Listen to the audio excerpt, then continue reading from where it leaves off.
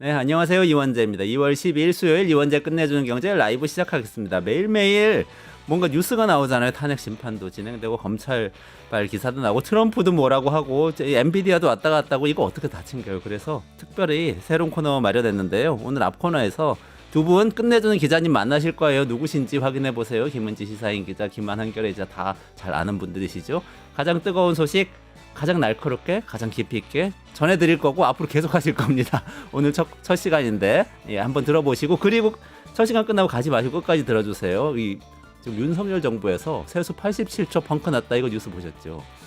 근데 뭐 너무 앞서간 얘기긴 하지만 제가 그냥 여쭤볼게요. 혹시 이 정권이 바뀌었으면 좋겠다 이런 생각하는 분들 많으시던데 동아시아 연구원 조사 보니까 한 70% 넘으시던데 그분들 다음 정부 온다고 해서 이 세수 펑크 없어지는 거 아니잖아요. 이거 어떻게 할 겁니까? 이 이야기 묘안이 있다고 합니다. 그래서 모셨습니다. 이광재 명지대 석좌 교수 전 국회 사무총장 모셔서 특집 대담 진행하니까요. 끝까지 라이브 시청해 주시고요.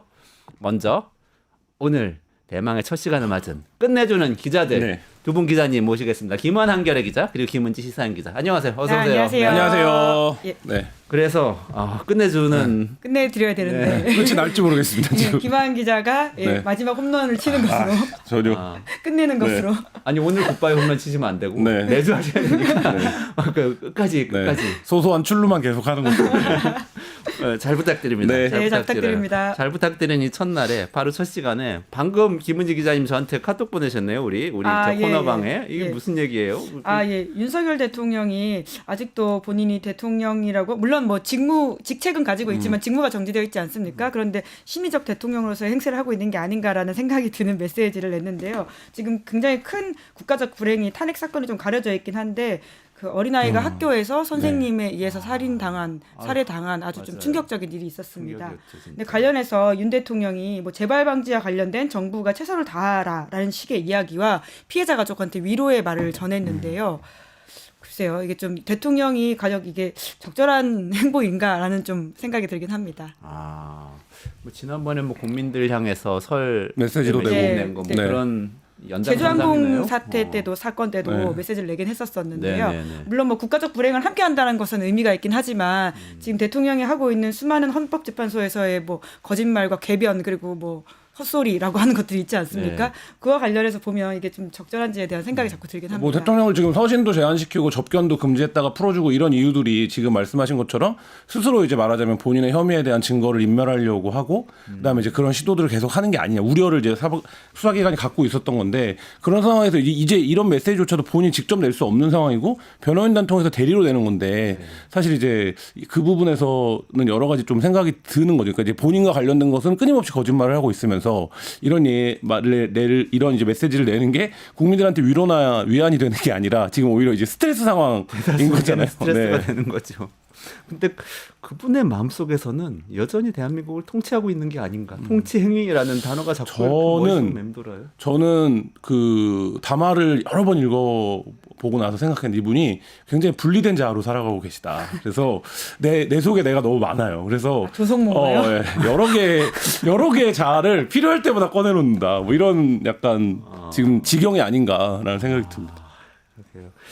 어쨌든 좀 빨리 마무리가 되고 이런 메시지를 우리가 전달을 안 해도 되는 상황이 좀 빨리 됐으면 좋겠는데 어쨌든 한번 오늘도 그 끝내주는 기자님들의 이야기를 통해서 이 사태가 어디로 흘러가는지도 같이 짚어보면 좋겠어요. 두 분 최근에 이렇게 여러 가지 사태를 짚어보면서 그래도 요거 하나는 꼭 짚어봐야 되겠다고 생각되는 뉴스가 있으세요?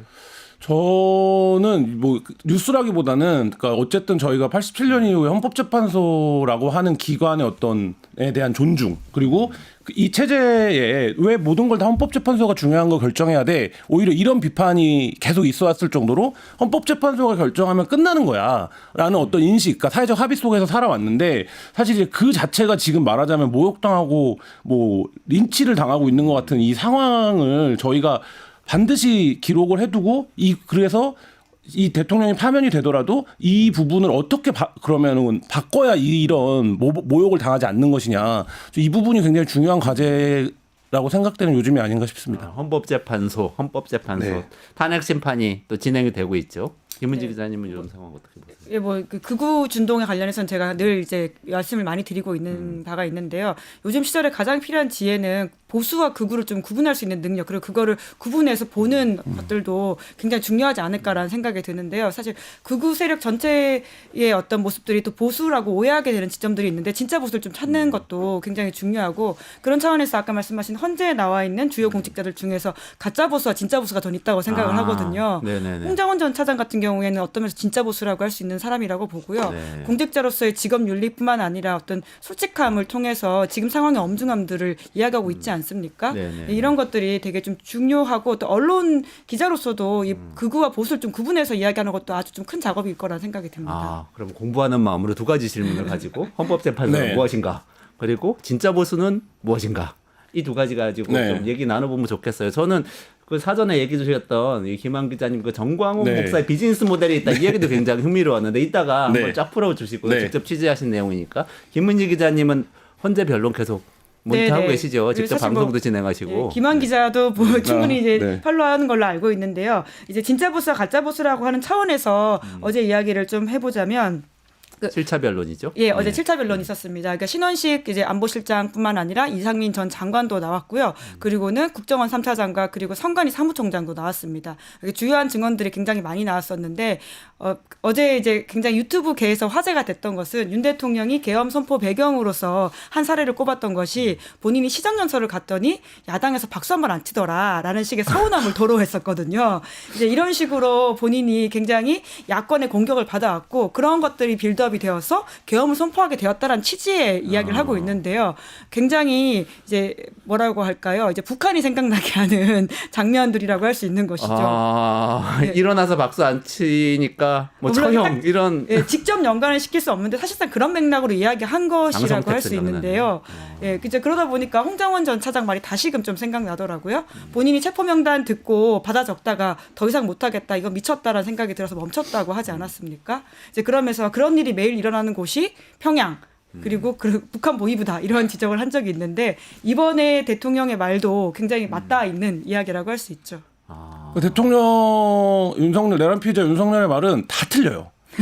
뭐 하나 그래 저거는 그래도 이해해 줄 만하다, 이런 구석이 정말 한 문장도 없습니다.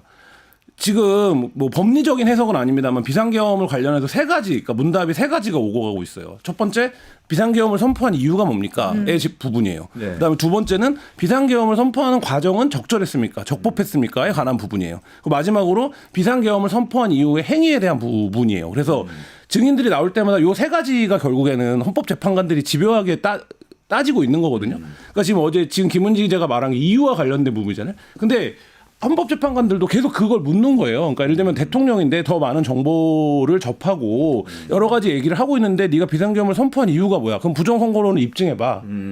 부정선거론은 왜 그렇게 생각한 거야? 그다음에 그럼 국회를 이제 말하자면 입법권을 제한해야겠다고 생각한 이유가 뭐야? 이런 걸 묻는 거예요. 네네. 근데 거기에 대해서 지금 7차까지 오면서 아무런 적합한 대답을 내놓지 못하고 있고 국민들이 듣기에는 실소를 자아내는 이런 수준의 대답을 하고 있고 어제 신원식 안보실장이 뭐라고 대답했습니까? 질문을 하니까 윤석열 측에서 풍문에 따른 건 대답하지 않겠다라고 했어요. 그러니까 니들이 지금 하고 있는 얘기는 나는 모르는 얘기고 그냥 유튜브에서 떠도는 얘기지. 그걸 내가 어떻게 대답하니? 이런 취지의 답변이거든요. 윤석열 씨 쪽 변호인이 네. 신원식 실장한테 질문을 질문했을 했는데 때. 신원식 실장이 나는 그런 풍문에 근거한 거에는 답변하지 않겠다라고 말해버렸거든요. 그러니까 지금 이유 부분이 없어요. 이유 부분이 물론 이 이유가 적합한 이유를 된다고 하더라도 위법인지 아닌지 따질 수 있습니다. 그 법에 의해서. 근데 지금 그거를 따질 뭐 계제조차 없는 거고, 이제 과정이 이제 말하자면 국무위원이 뭐 몇 명이 참여했냐, 절차가 어땠냐, 뭐 이거 뒤에서 얘기하겠지만 그 부분도 이미 검찰 수사나 김용현 기소장이나 윤석열 공소장에 보면 다 이제 말하자면 깨졌어요. 그러면 그리고 행위에 대해서 뭐라고 얘기를 합니까? 어제 윤석열이 한 어디 중에 저는 제일 기가 막힌 게 그거였는데 오히려 군인이 시민한테 폭행당했다는 거 아닙니까? 본인은. 진짜. 예. 네. 군인이 황당한 심- 이야기죠. 네. 아, 이게 이런 지금 수준에서 그러니까 저는 한 4차, 5차 지나면서부터 이거를 생중계 해줘야 될 이유가 있나라는 생각이 들 정도로 좀 굉장히 좀 처참한 수준입니다. 그래서 빨리 변론 종결을 해야 된다고 네. 보고요. 그 헌법재판소가 이제 한덕수 증인을 채택하지 않으므로 다음 주 정도면 끝날 거라는 예상이 있지 않습니까? 적절한 판단이라고 봅니다. 이미 충분히 너무 많이 들었다. 많이 들어도 많이 들었다라는 생각이 들고요. 변론 기일이 지금 확정돼 있는 건 그러면 이번 주까지로 예, 목요일까지. 8차까지죠. 예, 예. 목요일. 그 다음 기일은 사실은 지금 아직 잡혀 있는 건 예. 없는 거죠. 방금 이제 아마 브리핑이 곧 나올 것으로 보이는데 한번 확인을 해보고 네네네. 말씀. 그러니까 변수는 그러니까 지금 국민의힘이 내란 특검법을 거부하고 있는 논리로 보더라도 변론을 더 이상 진행할 이유는 사실 없거든요. 왜냐하면 국민의힘 논리가 이런 거 아닙니까? 이미 처벌 받아야 되는 사람들은 처벌이 됐고 수사 대상도 충분히 수사가 됐기 때문에 우두머리도 구속이 돼 있는 상태고 특검법은 이제 필요하지 않아요. 이게 이제 국민의힘의 논리란 말이에요. 여의도에서 구가하고 있는. 근데 그 논리로 보면 지금 나올 만한 증인은 다 나온 거죠. 그러니까 없는데 다만 변수가 하나 있다면 변론을 다시 잡는 마은혁 재판관이 어떻게 되느냐의 변수가 하나 있죠. 그러니까 예를 들면 마은혁 재판관이 한 번도 변론에 참여하지 않은 상태에서 선고에 같이 하는 모양새가 이쪽에서 계속 지금 모든 사소한 거 하나까지 다 꼬투리를 잡고 있는 상황이기 때문에 또 그걸 꼬투리를 아마 잡을 거기 때문에 그러면 예를 들어서 마은혁 재판관이 임명이 된다면 마은혁 재판관이 참여하기 위해서 한 2차례 정도 변론을 더 잡는다든지 뭐 이런 정도의 변수는 남아 있는데 사실 그것도 뭐 안 해도 상관은 없습니다만 네. 근데 이제 뭐 그런 정도가 남아 있는 게 아닌가 싶습니다. 오늘이 12일이고 내일이 13일. 13일이 만약에 마지막 변론 기일이라고 한다면 보니까 보통 10일에서 20일 뒤에는 선고를 하더만요. 지난번 이 탄핵 심판을 보니까. 방금 헌재 브리핑이 좀 나왔는데요. 그러니까 이번 주에 변론 종결 가능성이 있냐고 기자들이 물어보니까 그건 아직 모르겠다라고 답을 했고요. 다만 지금 이제 추가로 내일 변론 기일이 종결되면 피청구인 마지막 최후 진술을 위해서 기일이 한 번 더 잡힐 수 있냐 이렇게도 물어봤는데 그건 절차가 정해져 있는 게 아니기 때문에 재판부가 결정한다라고 해서 아마 내일 좀 상황을 봐야 될 것 같긴 합니다. 아까 그 박수 얘기로 잠깐만 돌아가서 제가 기억이 긴가민가 해가지고 사실은 시정연설 영상을 다시 한번 검색을 해가지고 봤거든요. 그 풀 영상 아직도 다 유튜브에 남아 있더만요. 그래서 봤더니 근데 이재명 대표는 일어나서 인사를 했어요. 김민석 의원도 일어나서 인사하고 악수하고 그리고 민주당 의원 중에 상당수는 절까지 하면서 악수를 해서 나중에 악플에 시달렸다는 기사까지 나중에 나오고 뭐 그런 얘기도 있는 몇 명이 외면을 한 건 사실인데 그래서 윤석열 대통령이 이게 계엄의 출발선이 될 정도로 화가 나는 이벤트였다면 그날이 왜 그랬을까 사실. 아니 그 한두 명 의원이 그럴 수는 있잖아요. 근데 이게 대통령실이 오래전부터 가졌던 인식이에요. 그러니까 대통령 왜 국회 안 가냐. 그 국회 안 가고 뭐 골프 치우다가 이제 걸리고 뭐 이런 일도 있지 않았습니까? 근데 국회 왜 안 가냐라고 했을 때 정진석 비서실장이 늘 국회 가면 야유하고 대통령한테 뭐라고 하고 비난하고 이러는데 국회를 어떻게 가냐. 이 얘기를 여러 차례 기자들한테도 했었거든요. 그러니까 이게 그 말씀하신 것처럼 구성된 기억인데 본인들의 기억 속에는 국회에 가면 자기네가 질타받고 멸시당하고 비난받고 이런 기억으로 있는데 실제 말씀하신 것처럼 생중계된 화면을 보면 뭐 그 정도는 아니거든요. 그러니까 왜냐하면 이거 왜 그러냐면 윤석열 대통령이 국회에 오는 일 자체가 워낙 드물기 때문에 오면 그렇게 박절하게 굴지 않습니다. 그러니까 어쨌든 그래도 국회에 왔다. 믿지만 반가워. 네, 뭐 그런 거기 때문에 그러니까 제 기억에도 윤석열 대통령이 국회 갔을 때 뭐 그렇게 야당 의원들이 경우 없이 하지는 않았던 것 같은데 사실 경우 없었다라고 한다면 우리가 되짚어봐야 될 게 22대 국회 개원식이 굉장히 늦게 열렸습니다. 9월에 돼서나 열렸거든요. 그렇죠. 석 달 만에 열렸는데 그때 개원식에 윤 대통령이 87년 민주화 이후에 처음으로 안 간 사람으로 기록됐습니다. 그렇죠. 근데 그날 윤 대통령이 뭐 했는지 혹시 기억하시는지 모르겠는데요. 그날 오후에 청와대에서 미 상원 의원 부부와 만찬을 했거든요. 그 미 상원 의원 부부들이 그날 김건희 여사 생일이라고 축하해주면서 꽃을 전달하고 이런 모습들을 실제 사진으로 공개한 바가 있는데요. 이제 그러다 보니까 그 당시에 어떤 비판이 있었냐면 대통령이 국회 개원식은 안 가고 여사 생일 파티했다. 이런 식의 비판들을 야당이 했었던 바가 있습니다. 오히려 국회를 무시하고 이 상황에 대한 박절함이라고 하는 것은 대통령이 스스로를 좀 돌아봐야 되지 않나라는 생각이 드는데 아마 그 마음 안에 옹졸함이라고 하는 것이 그 감옥 안에 혼자 있으면서 이것들을 계속 빌드업해서 어제 그런 이야기가 나온 게 아닌가 싶어요. 실제로 정말 계엄 선포 이후였다면 12월 3일 이야기했겠죠. 그것도 아니지 않습니까? 그러니까 어떻게 보면 기억을 계속 되짚으면서 재구성하면서 본인의 감정에 맞춰서 진실을 재구성해서 그걸 계속 발화하는 그런 형태가 거짓말의 형태로 이제 나타나는 것 같기도 한데 제가 또 재밌게 봤던 칼럼 중에 하나가 바이든 날리면에서 이 모든 사태가 시작됐다는 칼럼을 하나 이 조선신문에 실렸더라고요. 그러니까 그렇게 보는 게 지금 대체적으로 윤석열 이 윤석열 대통령 그다음에 윤석열을 오랫동안 봐왔던 왜 어쩌다가 이렇게까지 됐는가라는 부분. 예를 들면 윤석열이 그래도 특수부 검사로 권력을 단죄하고 검찰총장이 되고 이런 과정에서 얼마 전에 문재인 대통령이 저희랑 인터뷰도 했지만 검찰 개혁을 지지하기도 하고 뭐 그게 거짓말이라고 하더라도 어쨌든 이런 정도의 그런 게 이제 종합적인 다 정무적인 판단력인 거잖아요. 그러니까 그게 살아있었던 시절이 있었는데 근데 왜 일이 이렇게까지 됐는가라고 보면 윤석열 정부의 모든 불행의 시작은 저도 그 바이든 날리면 사태였다라고 봅니다. 그러니까 바이든 날리면 사태가 되면서 그러니까 말하자면 그게 몇 가지 측면에서 굉장히 중요한데 하나는 그거를 본인의 잘못을 거짓말로 덮을 수 있다라는 거를 그렇죠. 학습한 거고 또 하나는 그 사태를 거치면서 뭐 MBC를 비행기에 태워주냐 안 태워주냐 이렇게 가면서 언론과의 관계가 완전히 틀어져서 이게 윤석열 개인에게는 언론에 대한 어떤 피의식이 된 거죠. 예를 들면 언론이 나를 제대로 대접해주지 않는다. 나를 그러니까 여기 박수랑 똑같은 거죠. 그러니까 내가 뭐만 하면 비판하기만 한다. 그게 이제 그렇죠. 지금 이상민 장관 논란이 되고 있는 특정 언론사 단전 단수를 시켜라 하는 언론사가 그런 언론들인 거잖아요. 한결에. 네, 윤석열의 머릿속에는. 완전 단수 그것도 황당했는데 진짜. 네. 뭐 그 사태가 됐고 그다음에 그거 하면서 뭐가 됐습니까? 도어 스태핑 안 하게 됐잖아요. 그 도어 스태핑이라는 게 여러 가지 저는 부작용이 훨씬 많고 윤석열이 감당할 수 있는 수준의 어떤 세레모니가 아니라고 생각은 했지만 그럼에도 불구하고 그 도어 스태핑이 단절되면서 어떻게 된 겁니까?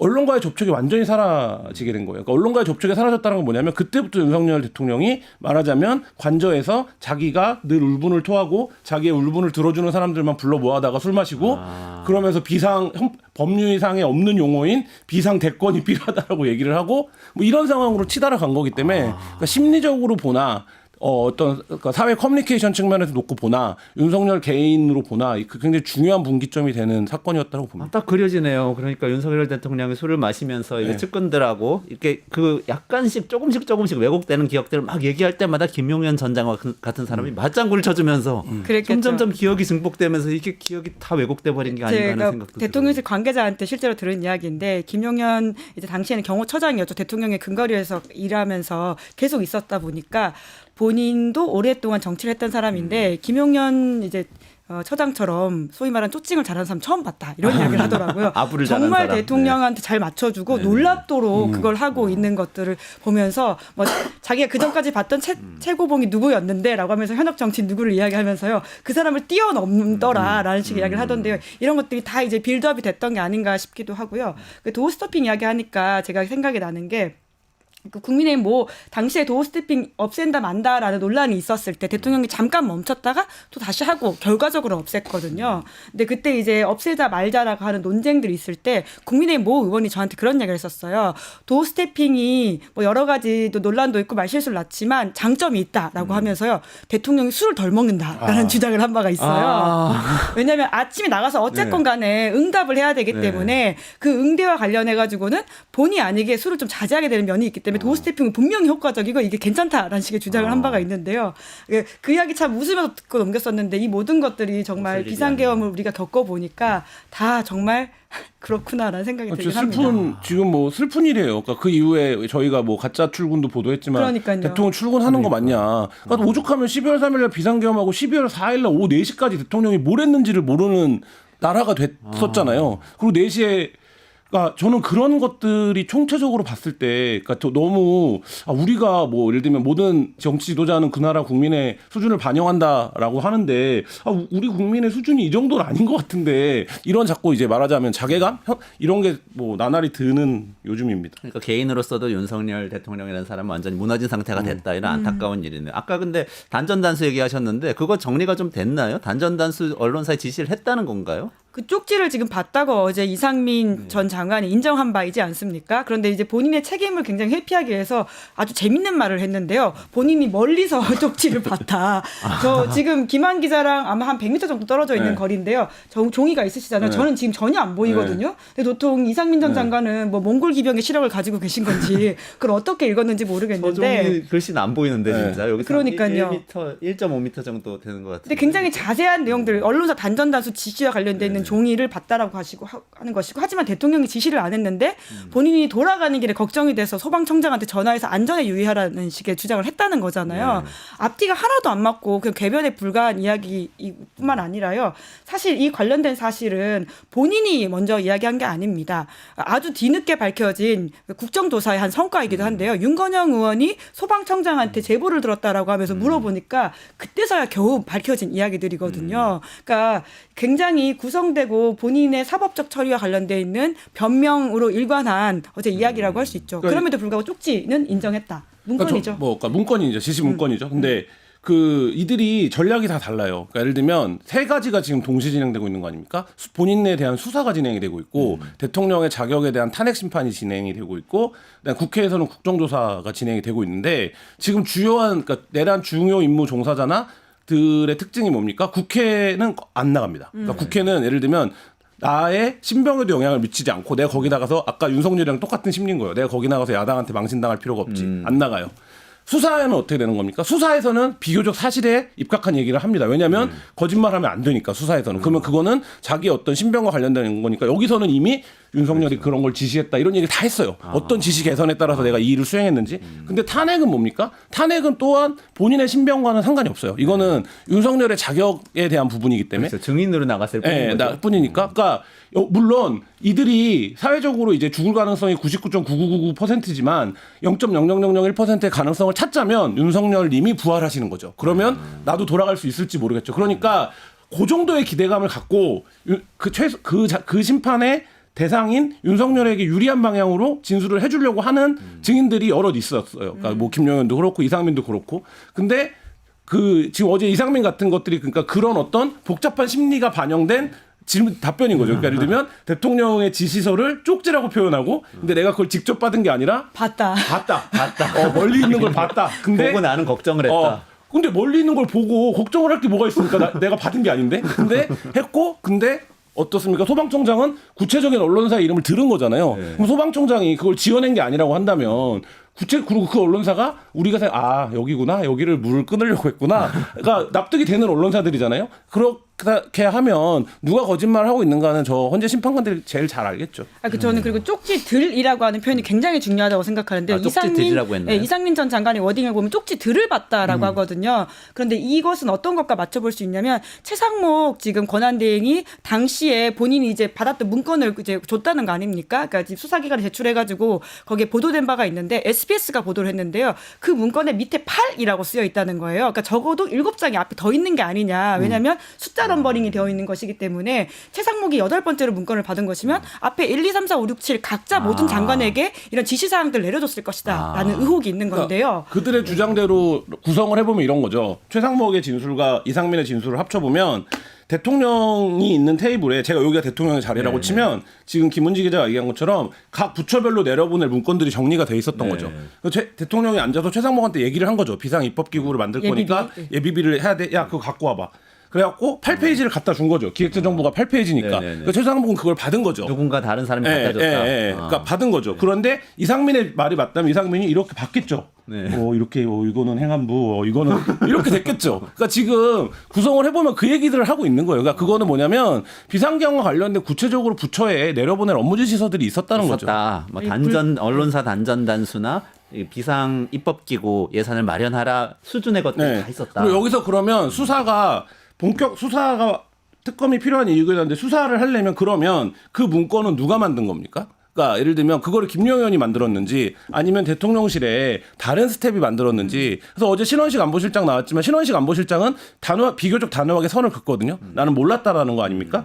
그렇다라고 하면 그 문건들을 대통령이 직접 타이핑하진 않았을 거 아닙니까? 그렇죠. 그러면 그거를 누가 만들었는지 이런 부분 지금 수사의 공백으로 남아있는 상태죠. 그리고 또 하나 그걸 맞춰볼 수 있는 보도가 오늘 동아일보에서 나왔는데요. 동아일보가 어떤 단독 보도를 했냐면 윤석열 대통령이 아무한테도 말하지 말라면서 계엄 전에 국무위원 등 6명만 소집했다라고 하는 것이에요. 그러니까 선제적으로 먼저 모은 국무위원 6명이 있다라고 하는 것인데요. 이 국무위원 6명이 지금 보면 한덕수 국무총리, 김용현 전 국방부 장관, 박성재 법무부 장관, 김용호 통일부 장관, 조태열 외교부 장관, 그리고는 지금 조태용 국정원장이라고 합니다. 그 지금 지금 8이라고 하는 문건과 이 네. 먼저 모인 6명 그리고는 국정원장까지 합쳐본다면 이게 진짜 그런 다양한 문건들이 존재하고 무언가 준 게 아니냐라고 볼 수 있는 지점들이 있는 것이죠. 방금 그쪽은 외교 안보 국방 라인인데요. 이 국정원까지 온 걸 보면. 네. 그래서 사실 계엄을 준비하기 위한 내각의 주요 멤버들인 건 맞네요. 그 6명이. 그러니까 계속 거기에 행안이랑 행안부, 예. 기재만 끼면 사실 주요한 부서는 다 들어온 거죠. 그렇죠. 그게 이제 8이라는 숫자랑 네. 딱 맞다 네. 떨어지는 아, 것이죠. 그러네요. 왜냐하면 이 아. 6명에 이상민 전 장관 더하고 그리고 최상목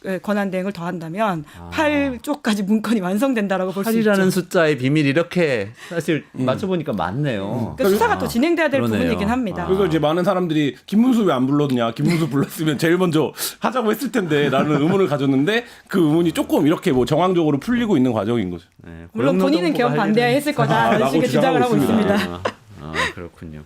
그러면 일단은 그 추가로 그 서버 검정 요구, 선관위 서버 검정 요구 같은 것들도 있었고 추가 증인 신청도 있었는데 변론기를 다시 잡아서 이것들을 더 논의하자는 예, 그거는 받아들여지지 하진 않은 상황으로 않은 보이는데요. 상황. 이제 물론 이제 내일 좀 더 봐야 되겠지만 어제 충분히 사실 그런 이야기 했습니다. 아까 말씀하신 것처럼 그 윤석열 대통령 쪽 변호인들이 뭐 중국 음모론이라든지 다양한 음모론들을 가지고 와서 거기서 무언가를 물어보려고 했거든요. 그러니까 신원식 실장 같은 경우는 아예 선을 그었고요. 뿐만 아니라 선관위 사무총장 같은 경우에도 말이 안 된다는 취지의 반박들을 다 했습니다. 심지어 국정원 3차장도 그러한 문제에 있어서는 좀 선을 긋는 모양새, 완전히 아니라고는 하지 않았지만 네. 대답을 회피하는 모양새였거든요. 이런 것만 보더라도 윤 대통령 쪽의 어떤 전략이 먹혔다라고 보기 어려운데요. 다만 윤 대통령 쪽에서도 주요 공직자들이 자기 의견을 들어줄 거라고 생각은 안 할 겁니다. 결국은 바깥에 헌재 바깥에 있는 본인 극렬 지지자들을 향한 땔감을 줬다라고 봐야 되지 않을까 싶긴 합니다. 그러면 이 시점에서 헌재 바깥에 있는 그 땔감,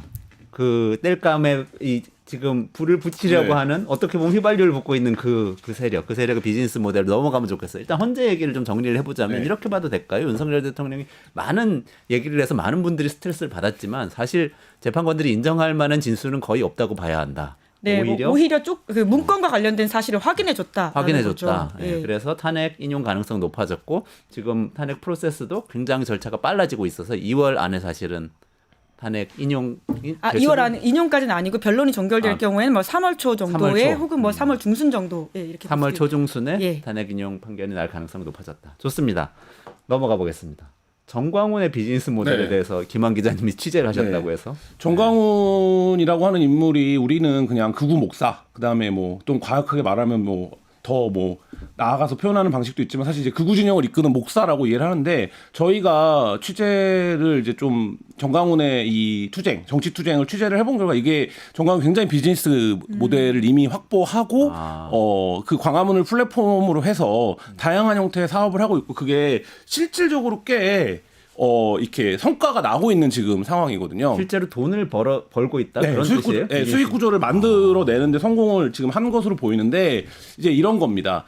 정광훈이 2018년 이전과 이후로 나눌 수 있을 정도로 노선이 확 달라져요. 2018년 이전에는 뭐 그렇게 유의미한 인물은 아니었습니다. 한국 사회 전체에서. 근데 2018년 이후에 문재인 정부에 대한 반대 투쟁을 하면서부터 굉장히 급성장을 하는데 그때 문재인 정부의 반대 투쟁을 하면서 정광훈이 주요하게 했던 게 뭐냐면 서명을 받는 전략이었습니다. 지역별로.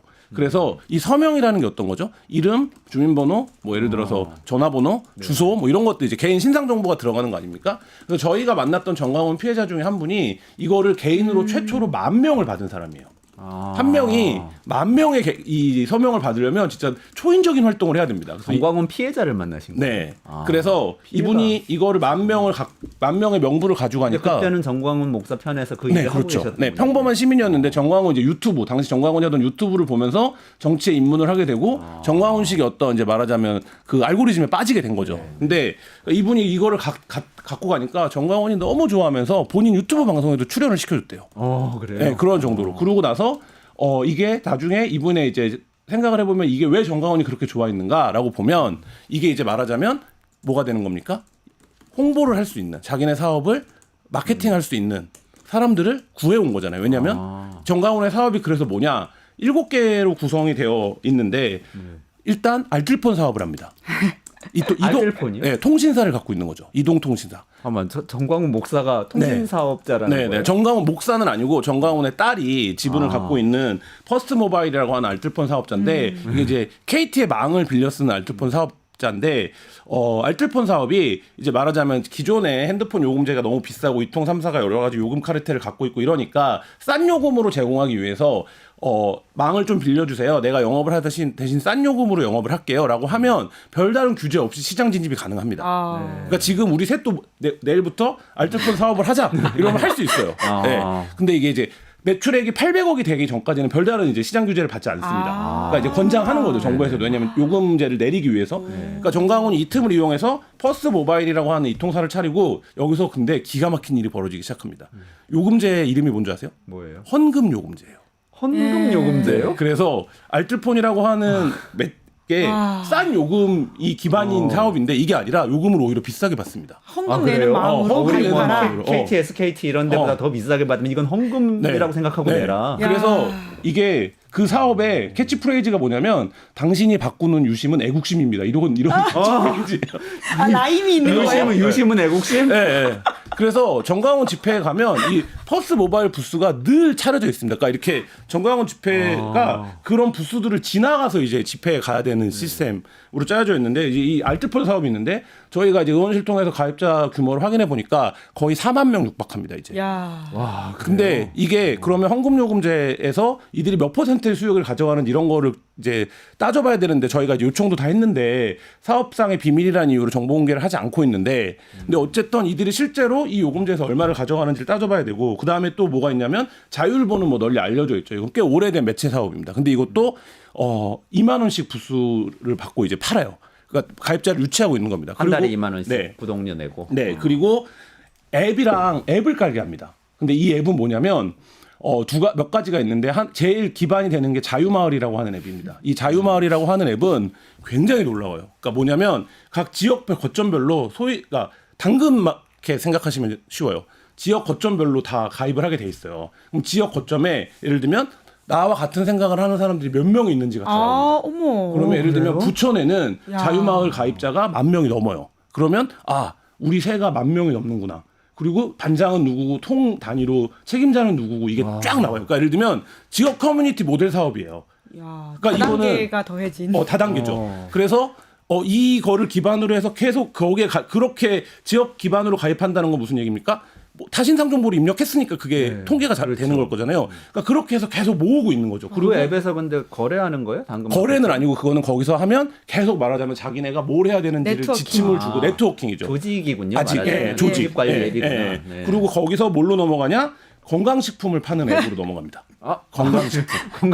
약간 다단계 진짜 비슷하네요. 예. 모든 게 다 있네. 예. 그래서 그러니까 이들이 근데 주요하게 지금 타깃 오디언스로 삼고 있는 대상이 정해져 있잖아요. 그러니까 예를 들면 어르신들이잖아요. 그러면 어르신들은 알뜰폰 가입하고 여기 앱에 건강식품 가입하면 사고, 예. 지역에서 나랑 같은 생각을 하는 사람들이 누구구나 하고 건강식품 팔고. 그러니까 이게 포트폴리오가 갖춰진 거예요. 그리고 여기에 좀 더 구매력이 있는 사람들한테는 뭘 하냐? 카드 발급을 시킵니다. 신용카드. 농협이랑 제휴를 해서 신용카드 발급을 시키는데 이 신용카드도 지금 가입자 거의 한 4만 명까지 갔어요. 금융기관까지. 네, 금융까지 하고 있는 거죠. 근데 이 신용카드는 우리도 그렇지만 대부분 어떻게 가입합니까? 이거 하나만 해줘. 막 이러면 그렇죠. 이제 가입하는 네. 거잖아요. 지인역을 가져가죠. 그러면 약간 잘 안 읽고 그럼 네가 사인해 이러고 가입하고 카드만 받으면 되는 거잖아요. 근데 이 약간의 뭐가 있냐? 0.2에서 0.4%의 수수료가 이거를 발급한 쪽으로 가게 됩니다. 헌금. 그것도 헌금이네요. 네, 그렇죠. 헌금조죠. 근데 이게 모든 카드사가 어쨌든 수수료를 받는 거잖아요. 예. 근데 이 수수료 구조를 가져가는데 이거를 가입하는 사람들은 그걸 모르는 거죠. 그러면 정강훈은 지금 보세요. 이 통신을 갖고 있죠. 그다음에 지역 거점 사업을 통해서 다른 사업을 도모할 때 늘 언제든지 대기되어 있는 잠재 고객들을 갖추고 있죠. 그리고 여기서 소소하지만 건강식품이라든지 이런 것도 팔고 있죠. 그리고 이 커뮤니티를 통해서 결정적으로 뭘 하는 겁니까? 동원하는 거거든요. 제가 태극기 집회 처음 이제 그 용산에서 할 때 막 뭐 화정역에서 모인다. 뭐 불광역도 거점이다. 뭐 이런 얘기들이 나와서 교회가 아니면 이걸 누가 하는 거지라고 했는데 이런 앱들을 통해서 화정역에 모여서 갑시다.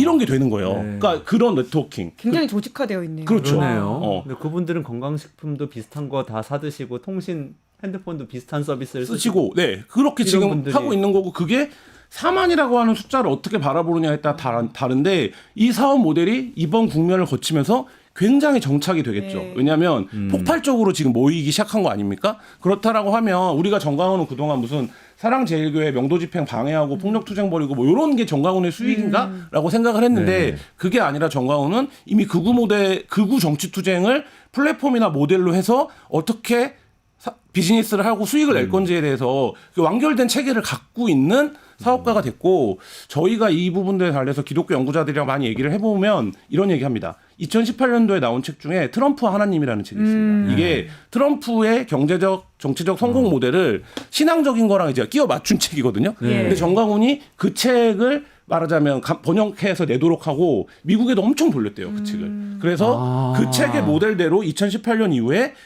정치적 투쟁을 통해서 경제적 이익을 도모하는 사업으로 나아가기 시작했다. 이게 이제 기독교 연구자들의 분석입니다. 아, 그래서 성조기가 나오고 스탑 더 스틸이 나오고 트럼프가 대통령 되면 CIA가 나서서 뭐 윤석열을 네. 구출해 줄 것이다. 이러니 그래서 나온 네. 거구나. 그러니까 트럼프도 보면 카지노를 소유하고 있는 예. 호텔 사업자에서 특정 세력을 기반으로 하는 정치 투쟁을 통해서 대통령이 되고 굉장히 포퓰리즘적인 정책을 하잖아요. 정광훈도 마찬가지로 그래서 이 사업이 6대 결의를 하고 이 6대 결의 사업에 가입자가 1,000만 명이 되면 가입자들한테 월 100만 원씩 연금을 준다고 해요. 그래요? 네. 연금을요? 네. 와, 진짜 굉장히 정교하네요. 그러니까 우습게 그렇죠. 볼 것들이 아니고 아닙니다. 그러니까 우리 사회의 이런 네. 극우의 싹들이 저런 식으로 터서 지금 점점 곰팡이처럼 그렇죠. 커지고 있다라는 생각이 드는데 진짜. 저는 그냥 이런 뭐 예를 들면 서부지법 남동 사태 이런 것들이 그냥 여드름이 터진 거 정도로 생각했는데 그게 아니라 암이네 암. 그렇죠. 완전히 그리고 이 세포가 사업이 조직화돼가지고. 되게 이제 한국형 재벌처럼 그 자식들에게 이제 말하자면 승계되는 거 아닙니까? 아까 이제 딸이 하고 딸이 하고 있고 뭐. 그러네요. 네. 딸이 또 하고 있고. 하고 있는 것처럼 이렇게 되면 패밀리 비즈니스. 네, 패밀리 비즈니스고 이 세력은 앞으로 지금도 이제 말하자면 윤석열의 어떤 그 담화나 이런 것들이 저강도 내전을 계속 선동하면서 지금 결국에는 법원이 폭행당하고 아까 얘기했지만 헌재가 모욕당하는 이런 상황까지 와 있는데 이 상황들이 대통령이 한 명 파면된다고 사라지는 게 아니라 이 정광훈을 기반으로 한 정치 그리고 여기에 지금 결정적으로 뭐가 있습니까? 국민의힘이 호응하고 있는 거잖아요. 네, 네. 그러니까 국민의힘이라고 하는 보수의 가장 큰 거점이 여기를 지금 눈치를 보게 된 상황이기 때문에 트럼프가 그렇게 공화당을 먹은 거잖아요. 그렇죠. 아까 말하자면. 네. 그렇죠. 그러니까 그런 어떤 그 위기 앞에 서 있다 이런 생각이 듭니다. 어떻게 보세요? 그러니까 말씀처럼 충격이다. 그러니까 16 트럼프 그러니까 의사당 폭동이 있지 않았습니까? 네, 사실 2020년이죠. 뭐 이미 미국에서 민주주의는 뭐 그걸로 저는 사망한 지점이 있다라고 생각할 정도로 아주 심각한 심지어 그때 사람이 죽었었습니다. 네. 대통령이 부정선거를 선동해서 그 사람들이 국회 의사당에 난입을 했고요. 유혈 사태가 일어났던 바인데 하지만 그 당시 이것에 대해서 아주 엄단해야 된다라고 선을 그었던 공화당 의원들은 다 떨어져 버렸고 오히려 트럼프 편을 들었던 사람들이 지금 다 공화당 다수를 차지하고 있고 그 베이스가 결국은 트럼프의 재선으로까지 이어지게 된 상황이거든요. 이제 그거를 우리가 이미 겪어본 그러니까 멀리서 봤던 미국의 사례라고 생각한다면 윤 대통령은 충분히 여기서 자신감을 가질 수 있다라는 생각이 들고요. 그러니까 이게 만만하게 볼 수 있는 상황은 절대 아니고 헌법재판소가 파면을 한다고 하더라도 이 상황에 대한 우리 공동체의 숙제는 아주 깊이 남아 있을 거라는 생각이 듭니다. 그러네요. 이게 그러니까 어차피 엄청나게 많은 자금을 지금 확보하고 있는 거잖아요. 근데 그리고 그게 이제 계속 매월 벌리는 구조를 만들어내고 계속 있는 들어오는 거죠. 예. 지속 가능한. 네. 그럼 계속해서 자금이 어떻게 보면 같은 생각을 가지고 있는 사람들 사이에 자금이 계속 풀리는 그렇죠. 거고 그 네. 사람들이 계속 늘어날 수 있는 여지가 생기는 거잖아요. 맞습니다. 그게 굉장히 좀 무서운 일이고 우리가 이런 생각 하잖아요. 그래봐야 그들은 5%고 고립시킬 수 있고 이런 자신감들을 여전히 갖고 있는데 이게 고립이 되면 될수록 거기에 더 매몰될 거거든요. 그러면 이제 그건 더 깊어질 거라는 거죠. 그 악성은. 그러니까 그 굉장히 어려운 일이고 정광훈이 이런 사업을 하기 전에도 이미 2.2% 2.6%의 지지율을 얻어서 진입할 뻔했어요 의회에. 네. 근데 지금 보면 자유통일당이죠. 네, 윤석열이라고 하는 기표를 갖고 지금 이들이 계속 앞으로도 뭔가 장사를 할 것으로 보이잖아요. 그러면 이 파괴력은 지금 좀 뭐 지금보다 훨씬 더 가늠하기 어려울 거다 이런 생각. 그 완전히 정광훈계는 아니지만 스카이데일리 같은 언론도 생각해 보면 네. 그러네요. 한 4만 명이 계속 봐준다고 그러면은 언론사를 할 만하잖아요 지금은. 그렇죠. 네, 조회수나 언론 뭐 환경이 이런 많이 거. 바뀌어서 하나의 거대한 커뮤니티가 돼가고 있다는 말씀을 해주셨는데 그 비즈니스 모델이기도 하고 근데 정광훈 목사가 사조직 동원해서 서부지법 난동에 개입돼 있다 이런 주장도 있는데 네, 그거 지금 어떻게 정리되고 그 부분도 있어요? 이제 특임 전도사가 이미 구속이 됐고 정광훈의 예. 특임 전도사 그분은 이제 사랑제일교회 명도 집행 당시에도 폭력 행위를 해갖고 처벌을 받은 전력이 있는 인물인데 그러니까 저는 이런 극우의 난동을 그러면 어떻게 시스템이 대처해야 돼라고 보면 첫 번째는 단죄하는 것밖에 없습니다. 그러니까 예를 들면 네가 극우라서 단죄하는 게 아니라 네가 한 행위가 불법이기 때문에 단죄하는 거에서 그 단죄의 정도를 강하게 가져가야만 일단 1차적으로는 제어가 되는데 지금도 보면 정광훈에 대한 수사를 한다고 얘기한 지가 한 열흘 넘었는데 정광훈이 아직 수사기관을 안 가요. 그러니까 이런 것들이 이들에게 말하자면 자신감을 심어주는 거거든요. 그 사이에 어저께는 어떤 일까지 그저께는 어떤 일까지 벌어졌습니까? 헌재를 답사를 갔다 왔다. 헌재 평면도는 이거다. 이런 걸 커뮤니티에 올리고 헌재는 담벼락이 낮아서 들어가고 쉬울 것 같다라는 네, 얘기들이 공공연히 나오고 이런데 누가 불을 붙입니까? 명색이 국가인권위원이라는 자가 헌재를 두들겨 부숴서 없애버려야 된다는 얘기를 공공연히 하잖아요. 그러니까 저는 이런 발언들을 다 단죄해야 된다. 이런 분위기를. 근데 이거를 수사기관의 대응이 되게 무르고 더디다. 얼마 안 되는 가짜 보수일 것 같지만 사실 그게 무럭무럭 자랄 수 있는 그런 경제적 토양이 이미 마련이 돼 있다. 네. 예, 이제 무서운 얘기네요. 그러니까 선거가 되게 중요한 것인데요. 그러니까 뭐 5% 아래로 이것들, 그러니까 그 5%도 굉장히 우리 사회에 준동하는 상황들이 굉장히 불행한 거긴 하지만 이들이 절대 다수가 되었을 때 가지고 오는 국가적 혼란과 내전 상황이라고 하는 것은 굉장히 우리가 상상하기 어렵지 않습니까? 그런데 아까 말씀하신 것처럼 그 소수의 굉장히 눈치를 보면서 몸통이 흔들리고 있는 국민의힘이라고 하는 우리 사회 최대 보수 정당의 행태라고 하는 것은 또 다른 차원의 문제이거든요. 그러네요. 근데 이들이 지금 정말 이 대선 경선이라고 하든지 혹은 본선에서까지 이것에 끌려다니는 모양새로서 가 간다면 우리 공동체가 좀 철저히 심판해야 되는 부분이 있다고 보고요.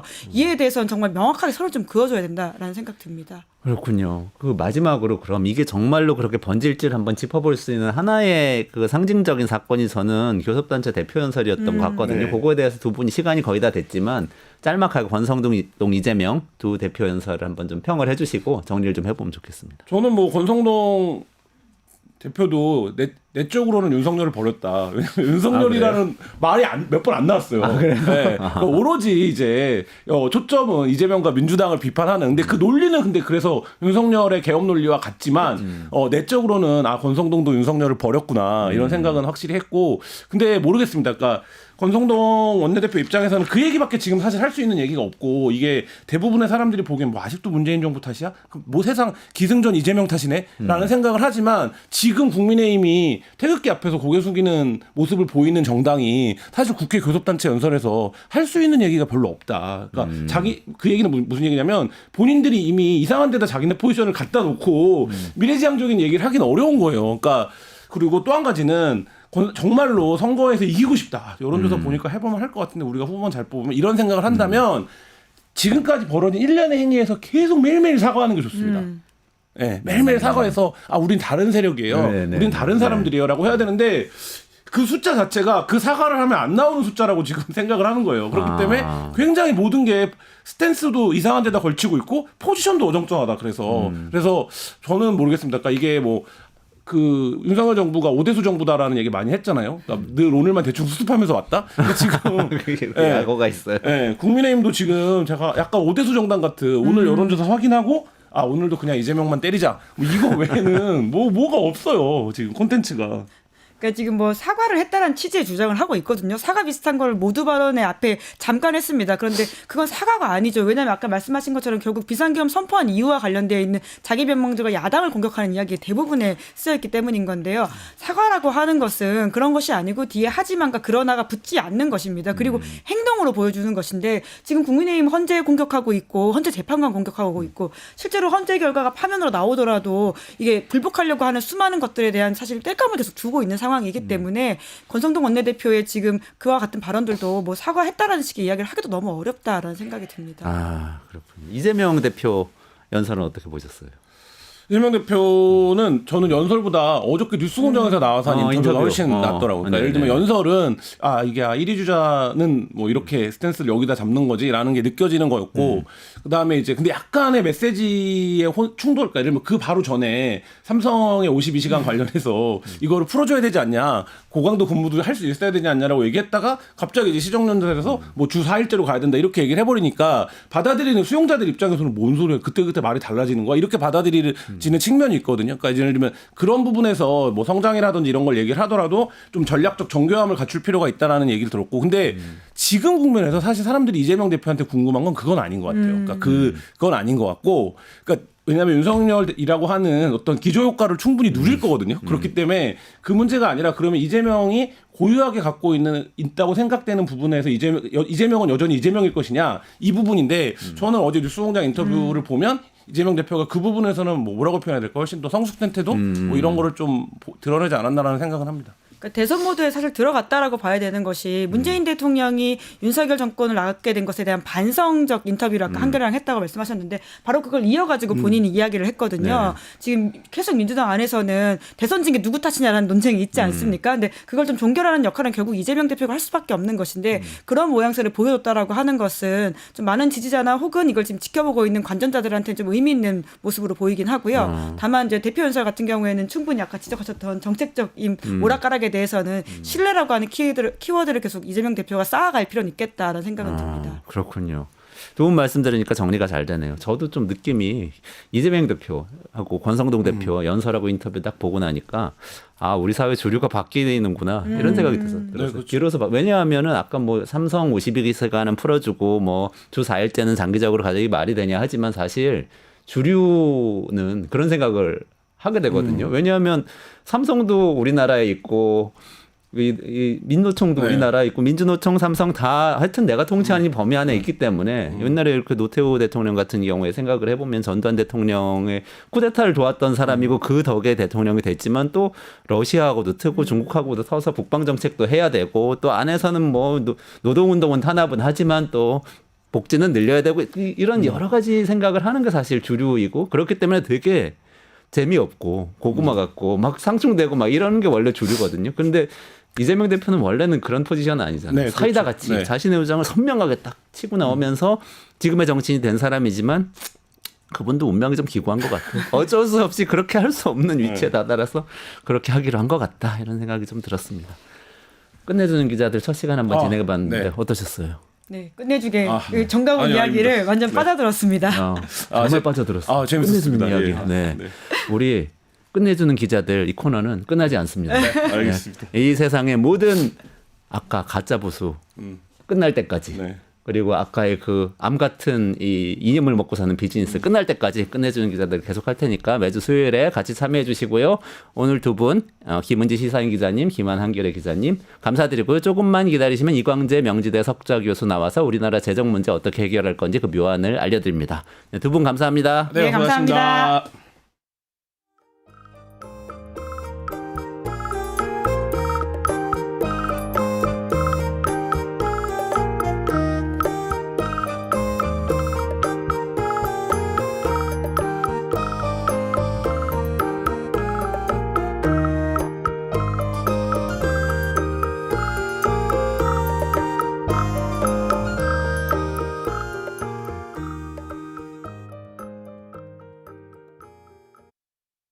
유튜브 구독하고 실시간 채팅과 댓글을 남기시면 매일매일 7,000TTCO를 드립니다.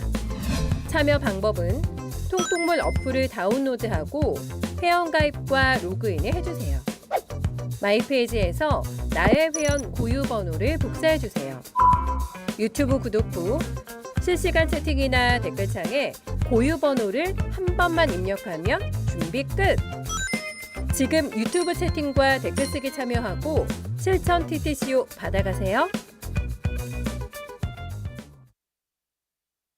네, 윤석열 정부에서 87조 원 말도 잘 안 나요. 너무 커서 어마어마한 액수의 재정 펑크, 세수 펑크를 냈다는 보도 보셨을 거예요. 근데 이거 누가 집권하더라도 이거 어떻게 해결을 해야 되잖아요. 어떻게 해결합니까? 세금 더 많이 거두면 되나요? 여기에 대해서 묘안을 갖고 계신 분을 모셨습니다. 명지대 이광재 석좌 교수님 모시겠습니다. 안녕하세요. 네, 어서 오세요. 안녕하세요. 네. 국회 사무총장도 지내시고 재정 문제에 대해서 또 누구보다도 국회의원 계속 하시면서 고민 많이 하셨을 텐데 오늘 또 묘안이 있다고 하셔서 너무 기대가 됩니다.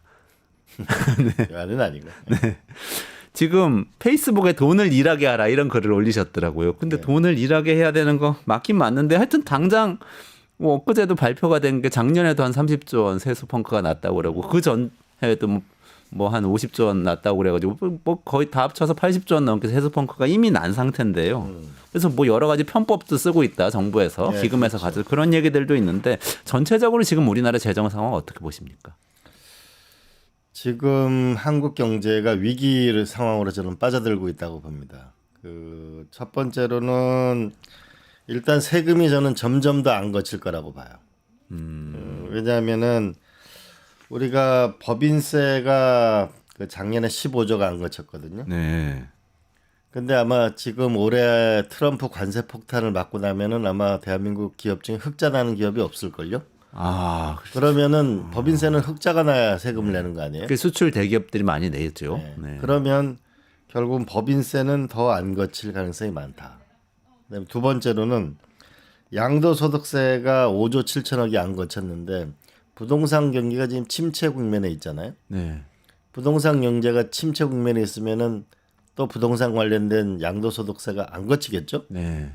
그럼 세 번째로는 우리가 그럼 기업이 유축된다는 거는 증시가 위축되잖아요. 지금 미국 증시에 250조가 가 있으니까 당연히 뭐냐면 증권거래소나 이게 안 거치겠죠. 네. 그러면 아마 지금 추경을 해야 되는데 돈이 없어가지고 여태까지는 기금으로 뺐었거든요. 왜냐하면은 국채를 발행하면 국가 채무가 늘어나니까. 근데 이제 어쩔 수 없으니까 이제 추경한다고 하니까 국채를 발행한다고 하거든요. 나는 본질적으로 한국 경제가 위기 국면에 재정의 위기 국면에 경제 위기 국면에 들어섰다고 봐요. 아, 그러면은 이게 한 1, 2년 정도 살림을 잘못해서 생긴 문제가 아니고 결국은 계속해서 생길 수 우리가 있다. 그 부동산 중심의 경제에서 지금 미국은 지난 20년 동안 우리가 새로운 기업 5년 내에 얼마나 많은 새로운 기업을 봤어요. 그죠? 그렇죠. 네. 네? 엔비디아도 나타났고 테슬라도 나타났고 페이스북도 나타났고 근데 우리는 새로 나타난 기업이 없어요. 네이버, 카카오, 셀트리온 외에는. 그러네요. 여전히 삼성전자, 현대자동차. 그렇죠. 뭐, 다 그죠? 기존에 있던 대기업들이죠. 네. 그러니까 결국은 새로운 혁신이 일어나지 않고 부동산 중심에 가다 보니까 대한민국이 좋은 일자리가 없는 거고 결국은 그러다 보니까 좋은 기업이 안 탄생하니까 세금이 안 거치게 되는 구조적 위기에 지금 빠져나가고 있는 거죠. 아.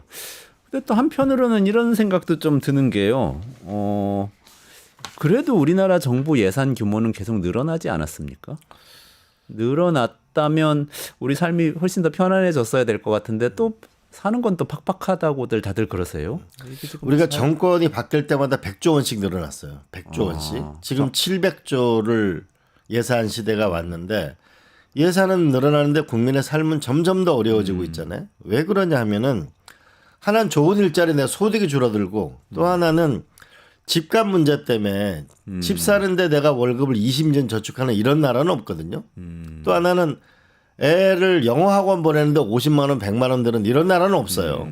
대학 졸업할 때까지 3억 5천만 원이 드니까 주택 문제 교육부에서 모든 게 다 없어져 버리는 거예요. 네, 네. 그럼 또 하나는 연세 드신 분이 애들 공부시키고 뭐 시집장가를 할 때 돈도 보태주고 하다 보니까 노후 준비가 안 돼 있잖아요. 아, 그러니까 그렇죠. 본인의 간병비나 요양비 이거는 40, 50대는 또 부모님한테 또 허리가 휙 부모님 때문에 생활이 어렵고 20, 30대는 일자리하고 집 문제 애들 키우는 것 때문에 어렵고 라고 하다 보니까 국가 예산은 늘려가지고 해결될 문제가 아니죠. 그러니까 국가 예산은 700조 원이나 쓰는데 국민의 삶은 점점 더 이전 애 하나 낳기 키우기도 힘들어지는 거죠. 그러니까 정부는 뭐 한다고 예산을 늘려가면서 여러 가지 사업을 만들고는 있는데 집값이나 뭐 교육비나 이런 거 비용 생활에 들어가는 비용이 너무 더 빨리 뛰니까 힘들어진다. 그렇죠. 이런 말씀이시네요. 결국은 이 교육 문제와 결국은 집 문제, 네, 네. 그다음에 노후 연금 문제 이건 좀 국가가 책임져야 된다고 봐요. 그래야 국민이 안심하게 사는 거고 네. 일자리 문제는 사실 시장과 협력해야 될 문제겠죠. 그러면 들어가는 비용을 좀 줄여주는데 어떻게 보면 정부가 좀 더 신경을 써야 되는 이런 당연하죠. 우리 상황이네요. 유럽 같은 경우에는 대학교 네. 같은 경우 학비가 없는 나라도 많잖아요. 아, 그리고 주택 같은 경우 사회적 주택이 많잖아요. 그렇죠. 예, 사회주택, 뭐 우리로 따지면 공공주택 같은 네, 개념이죠. 근데 평수도 많고 네네네. 주택 보급률 자체가 130%까지 가거든 복지국가는 그렇거든요. 네네네. 이제 나 홀로가 40%가 넘어가잖아요. 그렇죠. 1인 가구가 40% 넘어가고 뭐 절반 넘는다고 금방 그런 얘기가 그렇죠. 서울 나오고 같은 있죠. 경우가 그렇게 되고 네. 있죠. 그럼 어쨌든 집값이나 교육비 등등을 해결을 해야 되는데 근데 또 한 번 또 생각을 해보고 싶은 게 그러면 어쨌든 간에 그래도 지금 들어가고 있는 예산이 있지 않습니까? 그렇죠. 들어가고 있는 예산은 중에 다 잘 쓰이고 있나? 뭐 이런 생각하게 돼요. 저는 절대 아니에요. 그걸 좀 돌려가지고 집값이나 이런 교육비 충당하는데 쓰시게 할 수도 있지 않나요? 저는 AI 정부가 나와야 된다고 봐요. AI 정부는 무슨 뜻입니까? 이 철저하게 예산을 분석해서 효율적으로 쓰는 거를 해야 된다. 얘가 제가 이제 국회의원 생활도 여러 번 해봤는데 예를 들면은 우리 저출생 예산에 무려 17년 동안 380조를 썼거든요. 380조 원 17년 동안요. 네, 380조 원을 썼는데 0.73면은 이건 뭔가 돈이 잘못 쓰여졌다는 거죠. 합계 출산율 0.74. 그렇죠. 계속 또 하나는 떨어졌죠. 농촌에 우리가 매년 18조 원을 집어넣거든요. 네. 근데 지금 면단에서 애 하나도 안 태어나잖아요. 그런데 네덜란드는 농가가 8만 5천 농가밖에 안 되는데 130조 원을 수출해요. 근데 대한민국은 100만 농가가 있는데 13조 원 수출해요. 네. 거의 뭐 엄청난 차이가 나는 거잖아요. 거의 100배 차이가 나는 거잖아요. 네네네. 그리고 또 하나는 교육 예산인데 우리가 매년 내국세의 세금의 20.7%를 적립하다 보니까 한 100조 원쯤 쓰거든요. 초중고등학교에. 그게 그렇게 퍼센티지가 딱 정해져 있죠. 정해져 있는 거죠. 네. 그러다 보니까 돈은 계속 쌓이고 있는데 애들 학생 수는 줄어들고 있잖아요. 그렇죠. 저출생 때문에. 네. 그런데 지금 사교육비 계속 늘어나고 학교 밖 아이들은 계속 늘어나고 뭔가 지금 이게 잘못됐잖아요. 그러게요. 그래서 이게 돈으로만 따지면은 2020년 기준으로 우리가 학생 한 명당 830만 원이 예산이 되는데 2070년이 되면은 7,390만 원이 된대요. 그러니까 이거는 뭔가 근본적으로 돈 쓰는 구조 자체를 바꿔야 된다. 그런 의미에서 저는 이제 돈을 낭비를 줄이는 AI 이거 네네. 제가 아주 자꾸 주장하는 거거든요. 네네네. 확실하게 돈을 자기 돈 같으면 이렇게 안 쓴다. AI로 뭔가 효율적으로 예산을 쓸 수 있게 만들어주는 건가요? 그렇죠. 얘를 분석하게 되면은 지금은 국회의원들한테 어마어마한 이렇게 이 주지 말고 단어 검색해 보면은 네네네. 이 부처간 중복 예산이 어디인지 네네네. 누가 예산을 세웠는지 평가를 어떻게 하는지 이렇게 해야만 되는 거죠. 국회의원들이 예산 심의할 때 실제로 그렇게 엄청나게 많은 서류를 갖다 주나요? 다 보고 엄청난 책으로 주죠. 그래서 근데 한 건 한 건에 대해서 뭐냐면 세부 사업 계획을 가져오라면 안 주죠. 그래요. 예. 왜냐하면 700조를 국회의원은 그걸 어떻게 심사를 해요? 안 그래요? 근데 원래 우리나라 민주주의는 어쨌든 정부가 예산을 그렇게 쓰겠다고 딱 국회 보고를 하면 국회가 심사를 해서 효율적인지 아닌지 평가를 하는 그 심사를 책무를 갖고 있는 하는데 기껏 해봐야 700조 중에 뭐 1, 2조 깎았다고 뭐 그러는 거 아니에요? 나머지 대충 다 통과되는 거거든요.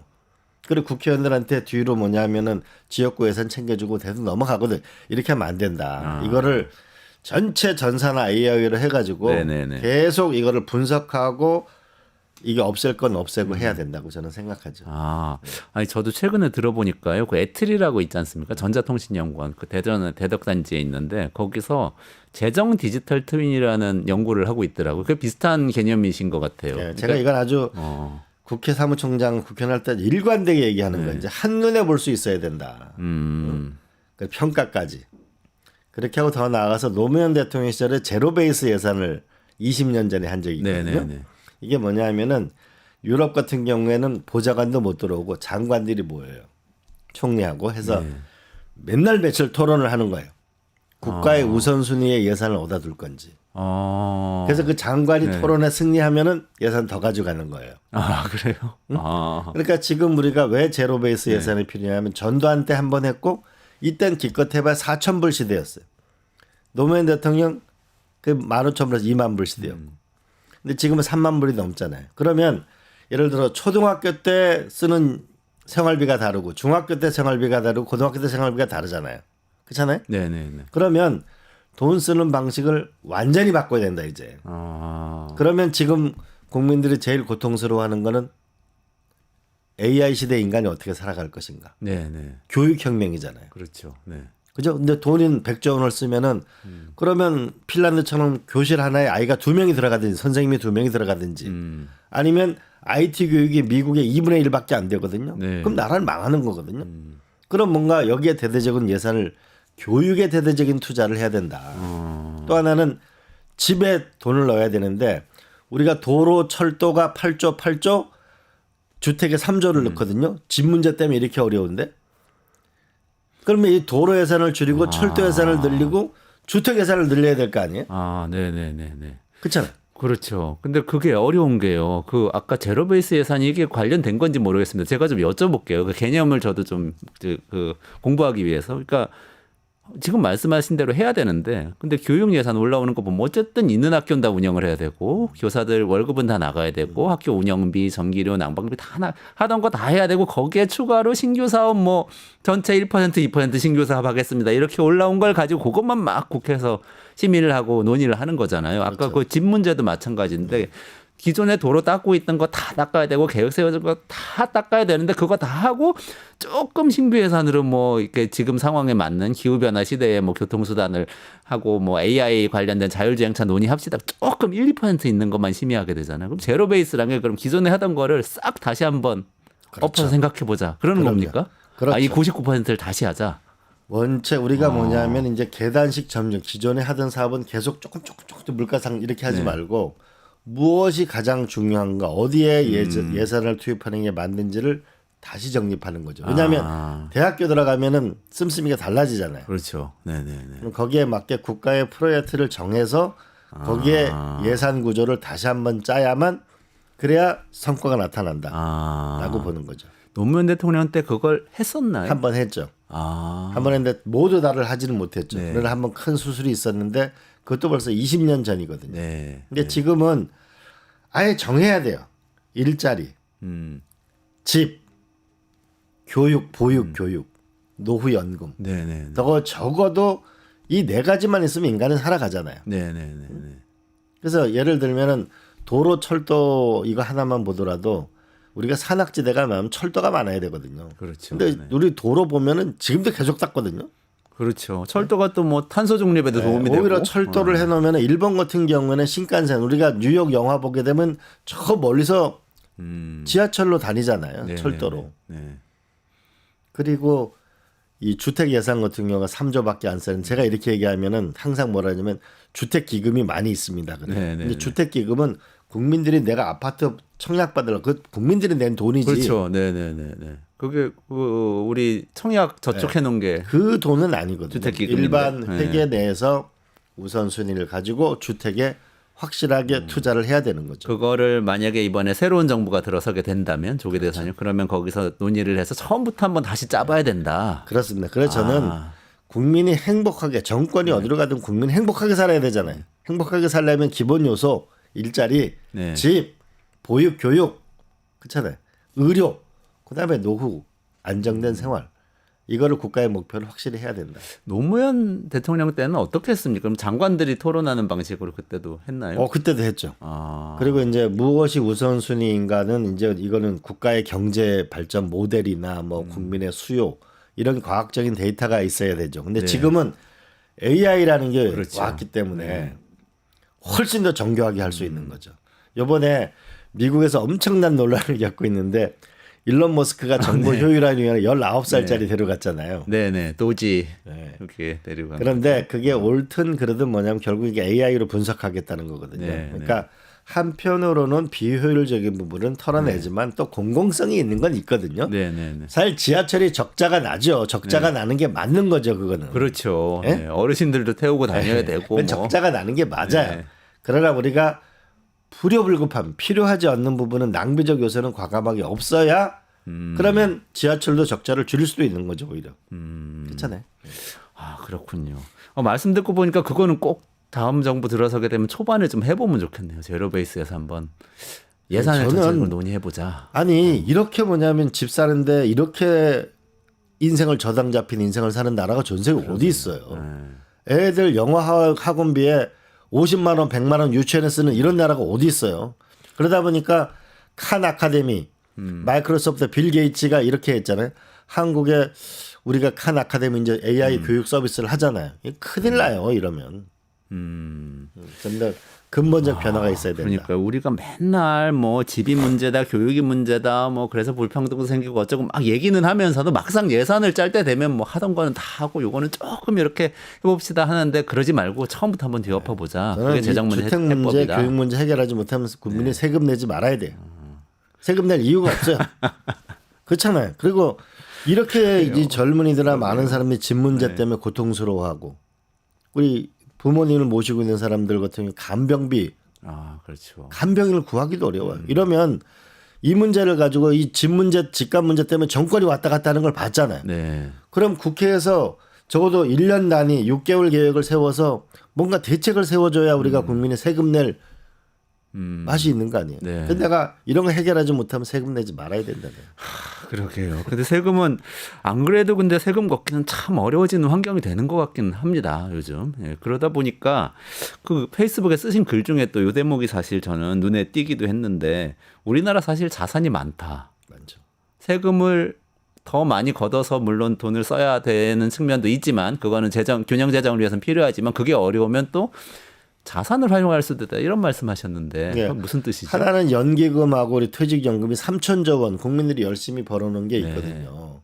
이런 걸 가지고 우리가 국부펀드 같은 걸 싱가포르 테마섹이나 이런 걸 만들어서 미래기술 투자를 해 나갈 수도 있는 것이고 네.